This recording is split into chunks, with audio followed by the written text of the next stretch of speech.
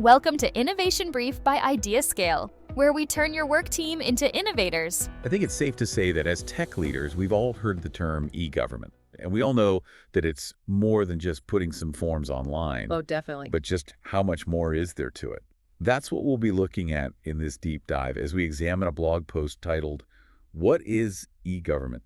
Definition, Act, Solutions, and Examples." Sounds interesting. It's from IdeaScale's Innovation Brief, and we'll be taking a look at some global examples of e-government solutions. I'm excited. So to get started, Yeah. What exactly is e-government? Well, at its core, e-government uses digital technology to transform how government services are delivered, how information is shared, and how citizens and businesses engage with the government. So it's kind of like taking the best practices from the private sector, like focusing on user experience. Exactly, and applying them to the public sector. I like it. So things like applying for permits online or accessing healthcare services digitally, That makes sense. all part of e-government. So what are the key components of an e-government system? Well, you need a robust digital service delivery infrastructure so citizens can access a wide range of services online, Like 24/7. anytime, anywhere. Makes sense. Then there are online portals and websites that act as central hubs. Like a one-stop shop for all things government. That's the idea, but these portals need to be designed with the user in mind. Right, so intuitive navigation, personalized content, and a seamless experience Exactly. across devices. Just like any good website. Now, what about security? Oh, that's critical. That's where digital identity and authentication come in. Right, because security is paramount. We need to make sure transactions are secure and protect sensitive data. So things like strong passwords, Yes. multi-factor authentication, Mm-hmm. and even biometrics can be used. Exactly. What about transparency? How can e-government make governments more accountable to the public? Open data initiatives are key here. Can you expand on that a bit? Sure. So by making government data accessible to the public, you increase transparency and empower citizens to hold their governments accountable. Interesting. Plus, it helps drive innovation as businesses and developers can use that data to create new applications and services. Wow, so it really is a win-win for everyone. It is. How about communication? How does e-government help keep citizens in the loop?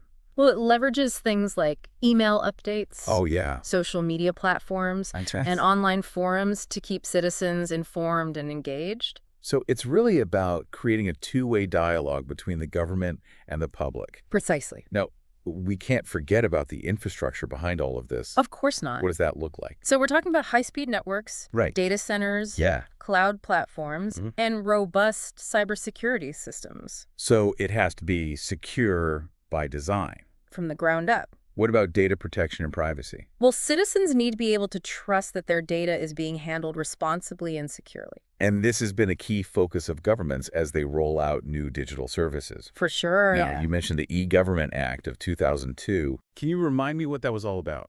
Well, it was a U.S. law that promoted the use of IT and e-services within the federal government. It sounds very forward-thinking. It was. It laid the groundwork for a lot of what we see in e-government today. Like what kinds of things? Well, it established the Office of Electronic Government to lead all e-government initiatives. To make sure everyone was on the same page. Exactly. It also mandated the creation of a Federal Enterprise Architecture, or FEA.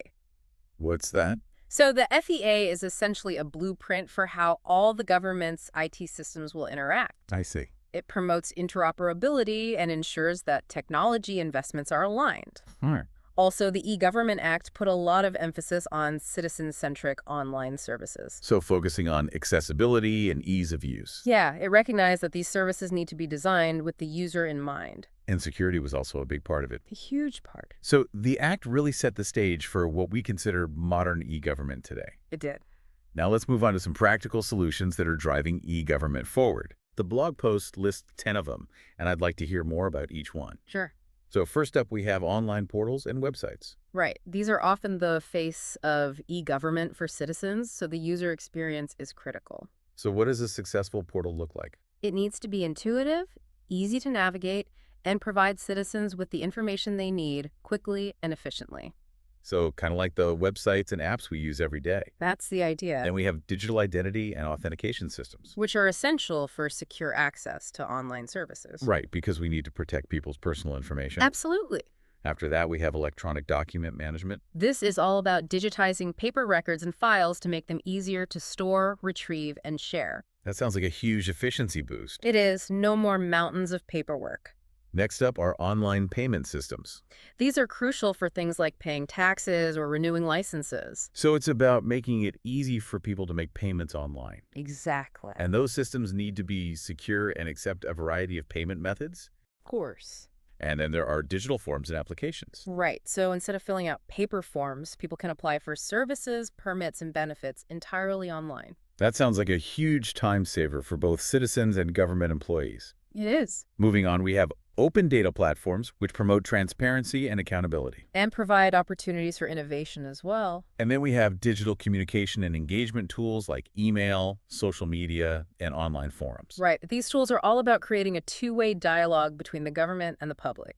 We also have mobile applications, which give people access to government services from anywhere. That's right. Mobile is essential these days. Next up are geospatial technologies. These technologies use location data to map infrastructure, track environmental changes, and analyze spatial patterns. So governments can use that data to make better decisions and provide better services. Exactly. And last but not least, we have cybersecurity and data protection. Which are absolutely essential for maintaining public trust. Right, security can't be an afterthought. It has to be built into these systems from the very beginning. You got it. So those are the 10 solutions driving e-government. A great overview. Now, I'm curious to see how these solutions are playing out in the real world. Me too. The blog post highlights some interesting global examples. Oh, Let's start with Singapore. okay. You have a digital identity system called SingPass that allows citizens to securely access a wide range of government e-services. It's very convenient. And they've taken it a step further with a service called MyInfo. What's that? So with MyInfo, citizens can authorize government agencies to retrieve their personal information from trusted sources like banks or the National Registry. Wow, so no more filling out the same forms over and over again. Exactly. Now that's convenient. It is. Okay, so what's next? Well, this next one is pretty cool. Estonia has an e-residency program that allows people who don't live in Estonia to establish and manage businesses there. You mean they can run a business in Estonia without ever setting foot in the country? That's right. Wow, how does that work? E-residents get a digital ID card that lets them access all sorts of government services online. Like what? Company registration, tax filing, even banking. That's incredible. It's a really innovative program. It is. Now let's look at a larger country, the United Kingdom. Okay. They have a centralized portal called gov.uk that provides access to a ton of government services and information. Does it work well? It's known for its user-friendly design, clear navigation, and personalized content. That sounds good. Then we have South Korea. They have a U-Healthcare initiative that lets citizens access healthcare services online. So they can book appointments. Refill prescriptions. And even have virtual consultations with doctors. Exactly. It's like telemedicine on a national scale. That's a great way to put it. What about the U.S.? Well, the U.S. has healthcare.gov, Right. which is an online health insurance marketplace. I remember when that launched. It allows people to compare and enroll in health insurance plans all in one place. That's a pretty complex process. So I imagine having a centralized platform is a big help. It is. Right. Next, how about India? Sure. They have a Digital India initiative that aims to create a digitally empowered society and knowledge economy. That's ambitious. It is. They're focusing on things like biometric ID systems, Okay. e-governance portals, and digital payment initiatives. It's all about using technology to improve people's lives. Exactly. Cool. What else? Well, Australia has a platform called MyGov that lets citizens access a wide range of government services with a single login. So like a one-stop shop. Exactly. It links up to all the major government agencies. Nice. These are just a few examples of how e-government is being implemented around the world. They're pretty impressive. It's exciting to see how technology is being used to create more efficient and accessible governments. It really is. And that's it for part 1 of our deep dive into e-government. Looking forward to part 2. You know, it's interesting to think about how these e-government advancements are changing not just how governments operate, but also how they relate to their citizens. Yeah, I was just thinking that. It's like we're moving away from this kind of one-way information flow where the government just tells people things. Right? To a more interactive and collaborative model. Exactly. It's about empowering citizens, giving them more control over their interactions with the government, and making them active participants. It sounds like a more democratic approach. It does. And things like email, social media, and online forums are really key to this transformation. I see. So it's not just about putting information online No, it's about creating avenues for two-way dialogue and feedback. and being more transparent. Absolutely. Transparency is key. Makes sense. And I imagine this shift also helps to build trust between citizens and the government. It does. When people feel like they're being heard and their feedback is taken seriously, it strengthens the relationship. Right. It's no longer us and them. Exactly. It's a partnership. I like that. And of course, let's not forget about the efficiency gains. Right. Streamlining processes, reducing paperwork, making things more convenient. Yeah, all of that has a positive impact on everyone. It frees up government employees to focus on more complex issues. And it makes things easier for citizens. It's a win-win. But what's really exciting is that these advancements could inspire similar innovation in other sectors. Oh, that's an interesting thought. So we're not just talking about transforming the public sector. Right. It's about a ripple effect that could impact businesses, Nonprofits. even our personal lives. Exactly. I can see The them. principles of e-government, user-centric design, accessibility, transparency, and efficiency. They're all applicable to other areas. To so many areas. So it's about taking what we've learned Yeah. and applying it to create better experiences in all aspects of our lives. Precisely. And as leaders in our respective fields, Right. we have a responsibility to figure out how to leverage these advancements to better serve our stakeholders. I love that. A call to action. So looking at all these e-government examples, what do you think is the most important takeaway? For me, it's the focus on the user, what we call citizen-centric design. Interesting. It's about really understanding the needs of the people you're serving Yeah. and designing solutions that meet those needs directly. It's not about building technology just for the sake of it. No, it's about building technology that solves real problems. And makes people's lives better. Exactly. That's something we can all get behind. Absolutely. It's about creating solutions that are efficient, accessible, and put the user first. Well said. This conversation has been great. I feel like I have a much deeper understanding of what e-government is all about I'm glad to hear that. and its potential to change the world. It's an exciting field. Now, for our listeners who are feeling inspired Yes. and want to bring that same innovative spirit to those own work teams, Right. be sure to check out IdeaScale. They have the tools and resources you need. To discover how IdeaScale can help you turn your work team into innovators, visit IdeaScale.com and book a demo for a free trial. You won't regret it. New episodes drop every Tuesday and Friday, so subscribe now to stay ahead of the innovation curve. You know, we've been talking about all these amazing e-government initiatives, but we haven't really talked about the challenges. That's a good point. It can't be easy to implement these huge technological transformations. Not at all. One of the biggest challenges is digital inclusion.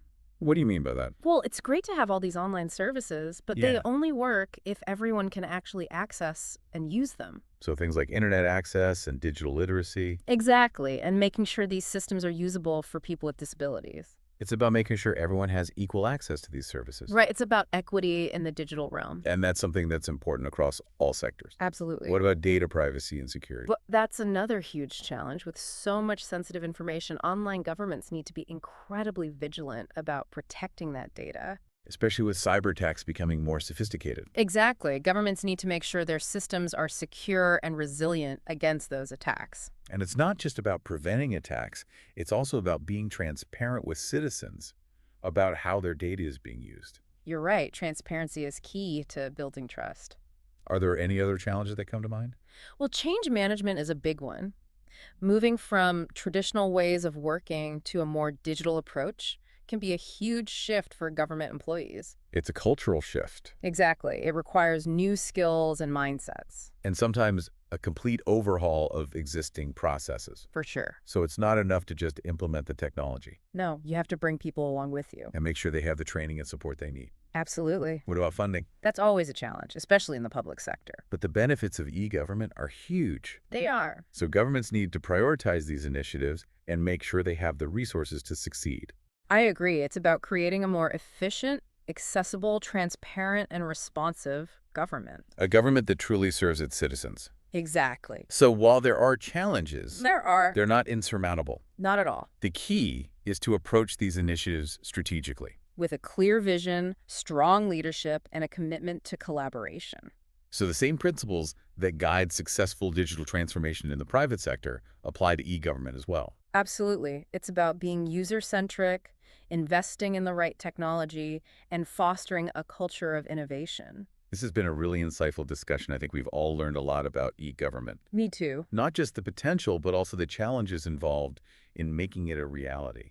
And I think it's important to remember that the lessons learned from e-government can be applied to other sectors as well. Absolutely. The principles of citizen-centric design, accessibility, transparency, and efficiency are relevant across all industries. They are. So as we wrap up this deep dive into e-government, I encourage all our listeners to think about how they can apply these principles to their own organizations. I second that. How can we make our businesses more efficient, more accessible, more transparent, and more responsive to the needs of our stakeholders? It's a question worth asking. And for those who are looking for tools and resources to help turn their work teams into innovators, IdeaScale is a great place to start. to discover how IdeaScale can help you turn your work team into innovators, visit IdeaScale.com and book a demo for a free trial. You can sign up for a free trial too. New episodes drop every Tuesday and Friday, so subscribe now to stay ahead of the innovation curve.